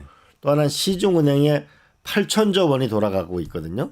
아, 그러면은 저는 이렇게 생각하는 거죠. 네, 우리가 만약에 산업은행에 네. 자본금을 10조 원을 늘려주잖아요. 네. 그러면 이게 시장에서 동원 가능한 게 100조 원이 되거든요. 아, 은행이니까 자본금이 늘어나면 그걸로 이제 더 레버리지를 일으켜가지고 돈을 우리가 더 끌어온다. 손정이라는 그 일본의 회장 한 명이 100조 원 비전 펀드를 만드는데 아니 대한민국이라는 국가가 산업은행 자본금 10조만 늘리면 100조 원 동원할 수 있어가지고 우리가 만약에 삼성이나 SK가 세계적인 반도체 기술을 M&A 하는데 돈이 부족하다. 같이 해주는 거죠. 네. 그러면 우리가 기업은행이나 기술신보나 신용보증기금이나 벤처펀드 같은 거를 거기에 자본금만 늘려주면 또 사라지는 것도 아니잖아요. 이거는. 네. 그러면 은행은 돈을 일을 하게 해가지고 국가의 정책 목표를 달성하는 것이 괜히 세금 걷느라고 국민들한테 돈 뺏고 응? 그리고 또 나눠준다고 심사하고 이러지 말고 우리가 은행의 이 원리를 이용하면은 훨씬 더 효율적으로 쓸 수 있겠다 이렇게 생각하는 거죠. 그럼 산업은행이 어떻게 보면 조금 더 적극적인 투자은행 같은 역할을 하면서 그렇죠. 공공을 위해서 돈을 투입할 수 있도록 금융시장에서 역할을 상당 부분 하는 그렇죠. 왜냐하면 그 역할을 국책은행이잖아요. 하자. 네, 그렇죠. 산업은행 정도의 역량이 IB 역량이 있거든요. 그러면 그런 데서의 우리가 미래기술 투자를 보다 광범위하게 할 수 있게 이렇게 하고 이제 사모펀드가 워낙 발달했기 때문에 이제 좀 망해가는 회사를 사실 하는 거는 사모펀드 시장에서 할 수 있거든요. 네, 네. 그래서 이제는 좀 더 우리가 국책은행을 활용해서 기술 투자, 미래 기업주로 가야 된다. 지금 금융이 너무 부동산 대출 위주에 가다 보니까 부동산 경기 중심으로 하다 보니까 미래가 안 생기는 거거든요. 지금. 어떻게 보면 산업은행이 국부펀드가 하는 역할하고 또 유사한 역할을 어느 정도 하게 만드는 보다 그 산업은행, 기업은행, 뭐 기술신보, 신용보증기금보다 벤처나 기업에 돈이 많이 들어가게 하는 거죠. 저는 근데 쓰신 글에서 지금 말씀하신 얘기 또 굉장히 전문적인 얘기지 않습니까? 그거는 충분히 동의가 되는데 또 확 귀에 들어오는 거는 정부가 가진 땅도 엄청 많다. 그 당연하죠. 땅을 활용해야 된다. 이 얘기도 있었어요. 제가 도지사를 해보니까 강원도지사를 해보니까 기업 유치를 딱 하려고 보니까 땅이 있냐 없냐. 땅을 일단 하게 되면 이거 인허가 하는데 몇 년씩 걸리는 거예요. 그리고 서울에 무슨 건물을 지어도 서울 같은 경우에 땅값이 60%예요. 네. 땅값이 싸야 집값을 싼 거를 만들든지 뭔가 투자를 할 거 아니에요. 네. 그래서 제가 가만히 생각해보니까 싼 땅이 어디 있을까? 국가가 갖고 있는 교육용지 네. 그렇잖아요. 네. 그다음에 군부대 용지, 산림청 땅, 교육용지면은 그게 학교인가요? 대학교. 대학 국립대학교, 중학교, 초등학교 네네. 이런 거 다 교육용지잖아요. 근데 지금 초등학교가 분당에만 하더라도 지금 초등학교가 비고 있어요. 그렇죠. 저출생 때문에 네. 학교가 그러면 비고 초등학교가 보통 4,000평 정도 돼요. 있죠. 네네. 그러면 이 4,000평 정도가 보통 도심에 있는 4,000평이면 그게 가격이 얼마나 되겠어요? 엄청나죠. 분당이면 뭐 예를 들어서 분당이라고 그러면 엄청난 돈이죠. 엄청난 돈이거든요. 몇 조 원쯤 되거든요. 그렇죠. 그래서 우리가 이 초등학교의 땅을 효율적으로 활용한다든지 만약에 국립대학 대학 같은 데 보면은 대충 4층 5층짜리 건물이잖아요. 이런 데를 뭐냐면 우리가 기업이 들어갈 수 있게 만든다든지 군부대 같은 경우 파주 LCD도 군부대 땅이었어요. 부산의 센텀시티도 군부대 땅이었어요. 그랬군요. 거기가. 그래서 또 개발이 가능했던 것도 그러니까 있네요. 군부대 땅은 평지고 거기가 전기하고 상하수도는 다 들어와 있는 거 아니에요. 네네네. 그러면 빨리 뭐냐면 첨단 산업 같은 걸 만들어낼 수 있거든요. 그래서 우리가 많은 엄마들이 지금 1년에 거의 2,000개씩 우리가 어린이집 문을 닫으니까 공공 어린이집을 찾기 위해서 애를 먹거든요. 그렇죠. 근데 이건 또 공공 어린이집은 또 해당 부서가 땅을 갖고 있어야 또 예산을 지원해줘. 네. 근데 국민 입장에서는 그게 행안부 재산인지 국방부 재산인지 교육부 재산 아무 상관없거든요. 네. 총 징발령을 내려서라도 어린이집 문제를 해결할 수 있는 국가가 갖고 있는 행정재산, 토지 이런 걸 활용해서 하게 되면은 문제를 해결할 수 있는 것이죠. 아니 근데 학교 부지를 뭐 조금 공공적인 뭐 기업이나 뭐 기업은 좀 사적인 거지만 예를 들면 뭐 어린이집 같은 이런 식으로 활용하는 거는 당연히 할 수 있을 것 같은데 그게 좀 어렵습니까? 그게 지금? 이제 우리 부처 간 이기주의 때문에 그런 거죠. 왜냐하면 이거는 또 교육부 땅이고 교육부 땅이니까. 이건 또 복지부고 이렇게 되는 거예요. 그래서 국민에는 어린이집은 복지부고 막 이런 식으로 된다. 복지부는 무슨 복지부 땅이 무슨 상관이 있으면 교육부 땅 무슨 그거는 국가 재산 아니에요. 그렇죠. 그건 아니 어떻게 우리가 보면 보기엔 다 국민 똑같은 재산이거든. 정부인데. 그래서 제가 기재부 상에서 장부상 관리하고 있는 건데 그러지 말고 국가의 가장 우선적인 일자리, 집, 교육, 보육, 노후 생활 이거를 위해서는 국가 갖고 있는 돈도 확실하게 예산도 집중하고 연기금도 집중해서 쓰고 일반 금융기관도 집중해서 쓰고 그리고 땅도 집중해서 써서 우리가 자산 전체를 보고 대한민국을 경영하는 거죠. 우리가 뭐 집안 살림을 조그만 걸 살아도 야 우리 집이 자산이 얼마냐, 부채가 얼마냐, 예금이 얼마냐, 보험이 얼마냐 이런 거 다 따지면서 가족 계획을 세우잖아요. 국가가 이제는 부처 간 이기주를 넘어서 우리가 갖고 있는 국가 전체 자산 그리고 시중에서 작동되고 있는 8천조 이거를 제대로 한눈에 보고 쓰면은 국민을 좀 더 낫게 살 수 있다. 이제 대대적인 혁신이 필요하다.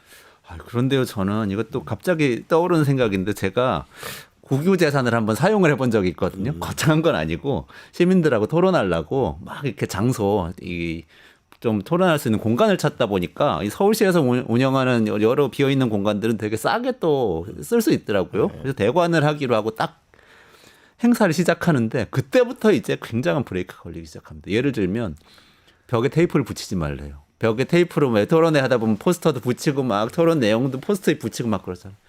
공공기물 훼손이라고 붙이면 안 된다. 뭔 하면 안 된다. 뭔 하면 막 안 된다고 해서 도저히 쓸 수가 없게 만들어 놓는 거예요. 그러니까 내가 치사해서 진짜 돈 내고 그냥 그 민간 기업 가가지고 대관해서 쓰지 이런 생각이 딱 들게 만들더라고요. 그런 것도 혁신해야 되죠. 그럼 지금 우리가 대학교의 강의실에 대략 그 40% 정도가 빕니다. 초등학교는 방과 후에 그대로 다 비어 있잖아요. 내가 이제 유럽 가 보니까 거기서 지방의회를 회의를 하고 있더라고요. 지방의회를요? 네. 의회 건물을 이렇게 다 기초의회 건물 다 가지고 있는 나라가 많잖아요. 유럽 가면 가보셨잖아요. 네, 그렇죠. 의회 건물 우리는 다 따로따로 갖고 있고 의리의리하다고도 하고 그리고 그러는데. 우리가 서울시나 모든 공공기관이 좀 많아요. 근데 이걸 전산으로 한눈에 보면은 내가 이 사무실을 가 쓸 수 있구나. 이게 자체가 해놓으면은 훨씬 더 새로운 건물을 짓지 않고 우리가 쓸 수 있는 것이잖아요. 저는 이 국민의 세금을 저도 이 청와대 생활과 강원도지사와 국회의원 생활을 하면서 내 돈 같으면 이렇게 안 쓴다. 이제 근본적으로 국가 전체의 자산을 놓고 국민들의 세금을 줄여줘야 된다. 저는 프랑스 미테랑 대통령이 좌파 대통령이었잖아요. 근데 이분이 유명한 결정을 내리는데 성장밖에 답이 없다. 네. 두 번째로는 국민의 세금을 줄여야 가처분 소득이 늘어난다. 네. 필요한 돈은 재원을 마련해 본다. 네. 이렇게 해서 결국은 강한 프랑스를 만들었는데 이제 세금이 점점 안 거쳐요. 네. 네. 그리고 좀 있으면은 미국이 법인세가 18%로 내렸는데 우리가 미국 법인세보다 높이 할 수 있을까요? 정말 어려운 문제네요. 그건. 만약에 싱가포르, 홍콩보다 다른 나라보다 기업은 이익을 쫓아 움직이게 돼 있잖아요. 근데 미국 트럼프 대통령이 한편으로 관세를 때리고 네. 관세가 견디기 어려우면 미국에 공장 짓는데 법인세가 더 낮다. 네. 그렇게 말하고 있죠 지금. 이렇게 말하고 있잖아요. 네. 그러면 법인세 경쟁이 일어날 수밖에 없는 거 아닌가요? 상속세 이거 대대적으로 지금 뭐냐면 낮추고 있잖아요. 네. 그래서 싱가포르이 상속세가 없으니까 한국에 있는 분들이 지금 싱가포르 엄청나게 나가고 있잖아요. 네. 그럼 세금은 국가 경제가 크게 성장하지 않으면 미래가 없는 거고 한편으로 성장 전략을 쓰지만 한편으로는 세금을 어떻게든지 줄일 수 있는 네. 그래야 경쟁력이 높아지는 측면이 있고 국민들한테는 가처분 소득이 높아지는 측면이 있어요. 이제 과거처럼 그냥 셀러리맨 100% 걷고 응? 유리할 지갑 네. 이렇게 이제 그리고 돈 막 쓰고 이러면 안 돼요. 그렇게 갈 수는 없다. 오늘 그 묘안을 주셨는데 제가 생각하기에는 세 가지 정도 핵심이 있습니다. 그러니까 첫 번째로는 제로 베이스 예산을 짜서 지금 시대에 맞는 데에 먼저 이 돈이 많이 가게 정부 재정을 만들어 보자. 그리고 그 두 번째로는 금융을 좀 활용을 하자. 금융을 활용해서 세금 걷어서 재정으로 하는 거 말고 다른 일들 특히 산업은행, 이 자본금 확충 같은 일로 해보자. 그리고 세 번째는 정부가 가진 땅이나 금융자산 같은 자산도 많으니까 이걸 좀 활용해서 국민들이 그걸로 바로 혜택을 입을 수 있게 해보자. 이런 세 가지 제안 주셨는데 이렇게 정리하면 됩니까? 맞습니다. 네, 그러면 근데 또 궁금해지는 게 사실 민주당은 사실 오랫동안 복지국가 주장하면서 지금 한 15년 된 것 같아요. 복지국가 주장하면서 쭉 예산도 늘리고 복지 늘리는 방향으로 좀 정책을 끌고 왔지 않습니까? 어떻게 보면 그게 우리나라 보수 진보 논쟁의 한 축인데 좀 그걸 민주당 소속이시잖아요. 그걸 좀 바꿔보자 이런 제안을 아니 저는 더 확실한 복지 국가를 하자는 거예요. 네네. 복지가 뭐냐? 일자리가 최대의 복지다. 네네네. 또 하나는 집 문제는 확실하게 해결한다. 그리고 보육교육 문제, 애 키우는데 걱정이 없게 한다. 네. 그다음에 노후 생활이 걱정 있게 합니다.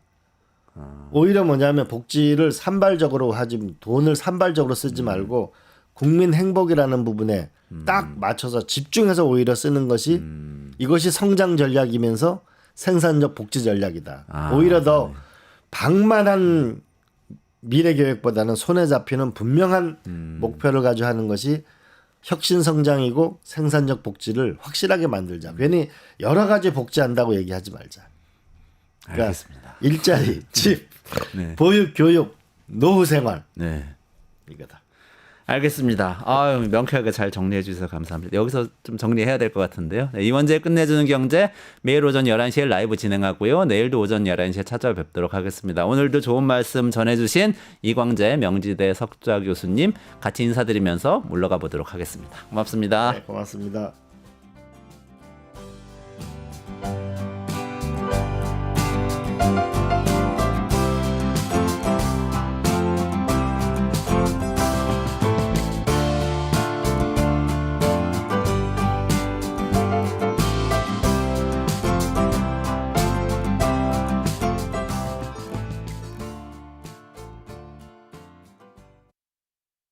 유튜브 구독하고 실시간 채팅과 댓글을 남기시면 매일매일 7,000TTCO를 드립니다. 참여 방법은 통통물 어플을 다운로드하고 회원가입과 로그인을 해주세요. 마이페이지에서 나의 회원 고유 번호를 복사해주세요. 유튜브 구독 후 실시간 채팅이나 댓글창에 고유 번호를 한 번만 입력하면 준비 끝! 지금 유튜브 채팅과 댓글 쓰기 참여하고 7,000TTCO 받아가세요.